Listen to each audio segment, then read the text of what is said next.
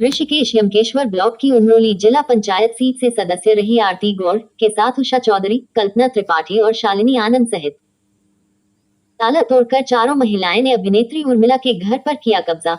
महिलाओं का आरोप है कि हमें बदनाम करने और 10 लाख की उधारी न देने और साथ ही उर्मिला सनावर पर गाली गलौज का आरोप लगाया। सहारनपुर की सदर कोतवाली पुलिस ने हिरासत में लेने के बाद पूछताछ कर आरोपी चारों महिलाओं को छोड़ दिया।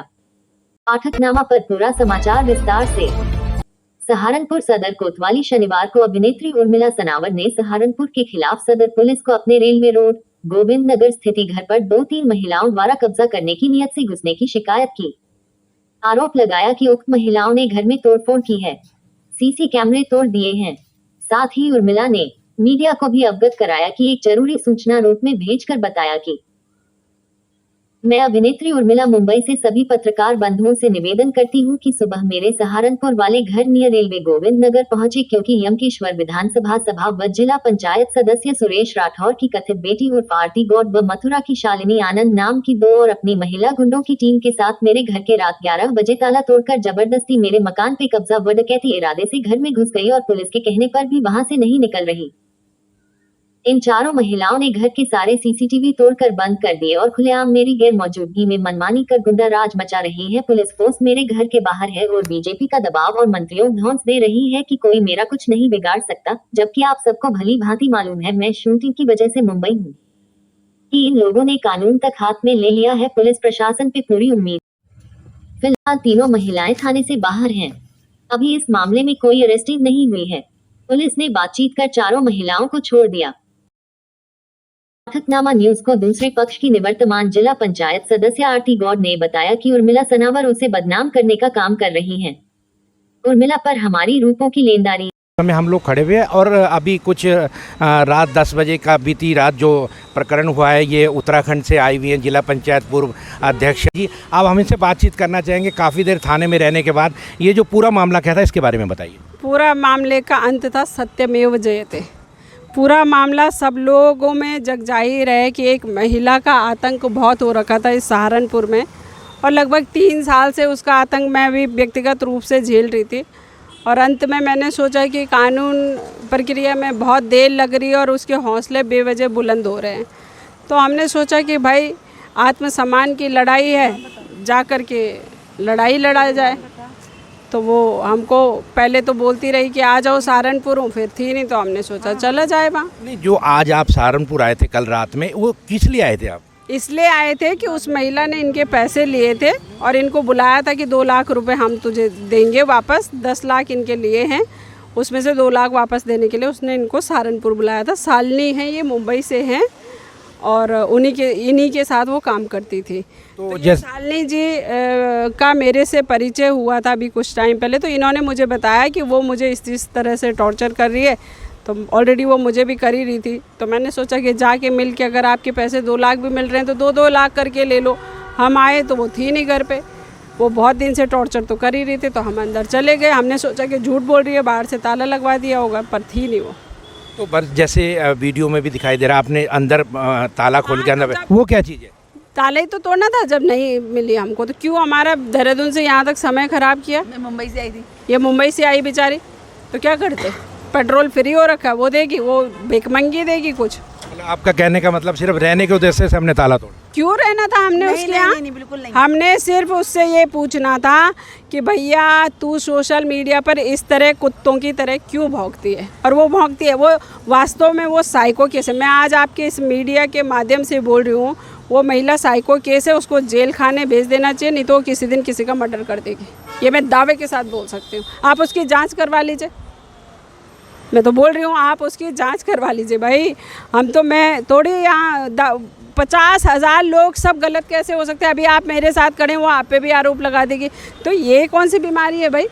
बीमारी है ना, हर किसी पर आप आरोप लगा रहे हो, जो भी मिल रहा है सब पे आरोप प्रत्यारोप लगा रहे हो। तो जैसा उन्होंने फेसबुक में डाला है कि भाई ये गलत संबंध है, उसके बारे में क्या करना है? भाई साहब मुझे आप एक बात बताइए, किसी को अथॉरिटी है क्या किसी के व्यक्तिगत लाइफ के बारे में टिप्पणी करने की? नहीं है ना, तो ख़त्म बात। मेरा चरित्र का प्रमाण पत्र देने के लिए मैंने किसी को ऑथराइज़ नहीं किया हुआ, किसी को भी नहीं। मुझे कैसे रहना है, मैं बालिग हूँ, मैं स्वतंत्र भारत की नागरिक हूँ, मुझे कैसे रहना है, किसके साथ रहना है, क्या तय करना है अपने जीवन में, व्यक्तिगत जीवन में, वो मेरा व्यक्तिगत मामला है। उसके आरोप लगा देने से क्या होता है? और मैं वही सब पूछ रही थी कि जब तू आरोप लगा रही है तो सबूत दे दो भाई, आ जाओ सामने।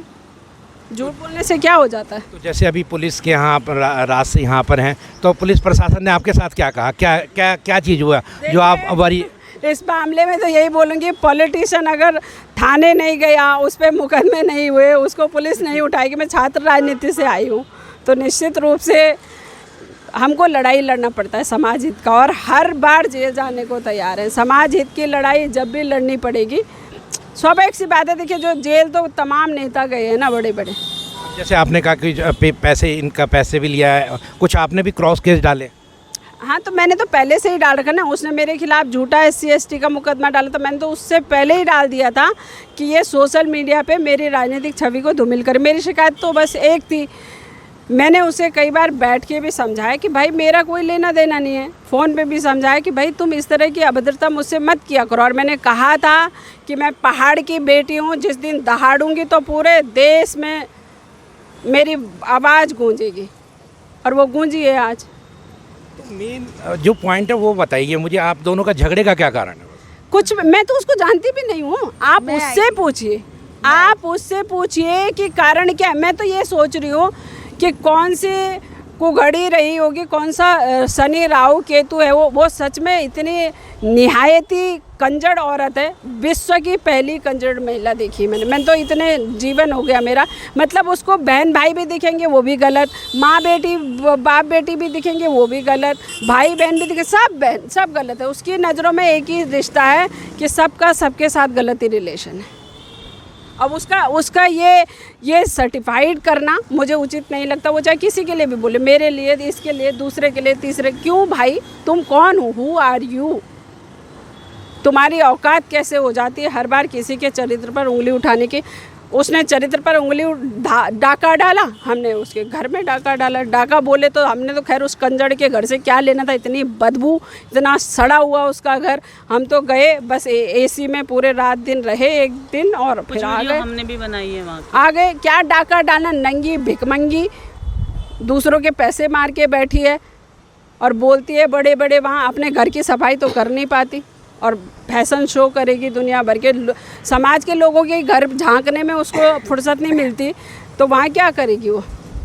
बस अंतिम प्रश्न, पुलिस ने आप लोग क्या केस छुड़ाया? ये हमारी पर्सनल बात है। देखिए, ये पर्सनल बात है। ऐसा है, देखिए, कानूनी कार्रवाई जो होती है ना, मैं तो अपने आप को भी बोलती हूँ, और मुझे लगता है कि जब भी कभी इस मुकाम पर पहुंचूंगी, मेरा इतिहास खंगाला जाएगा, तो मैं पहली देश की ऐसी नेता होंगी कि जब मेरा चालान कटता है ना सड़क पर, तो मैं उस चालान काटने वाले दरोगा सिपाही को शाबाशी भी देती हूँ और चालान भी देती हूँ। मैं पहली ऐसी नेता होंगी जो कानून के प्रति बहुत संवेदनशील हूँ, बहुत कर्तव्य निष्ठता के साथ कानून का पालन करती हूँ। आज भी हमने गलती करी थी, उसके घर का ताला तोड़ा था, घर में घुसे थे, तो कानून के साथ हमने तो पुलिस को खुद ही बोला हमको ले जाओ भाई, यहाँ क्या करते, वहाँ पानी नहीं, कुछ नहीं, उस गंदगी में क्या करते। तो आना तो हमने था ही ना, तो हमने सोचा कि अपने आप आएंगे तो सोचेंगे अरे ये तो डर के भागे, तो ठीक है, थोड़ा ताकत के साथ जाएंगे ना। पता चलना चाहिए कि नेता निकल रहे हैं बाहर, आसान थोड़ी है। अभी जैसे हम बातचीत कर रहे थे पूर्व जिला पंचायत सदस्य आरती जी से, और इनके साथ आई हुई और महिला उषा जी हैं, और आपकी कल्पना जी हैं, और शालिनी जी हैं। अभी इनसे बातचीत करी, इनका कहना यह है कि हमारा कोई ऐसा उद्देश्य नहीं था यहाँ आने का, हमारा सिर्फ उद्देश्य था हमारे जो पैसे थे उसे लेने के लिए हम यहाँ आए थे। वीडियो जर्नलिस्ट विनोद कुमार के साथ पाठक नामा से सुदर्शन कपटियाल।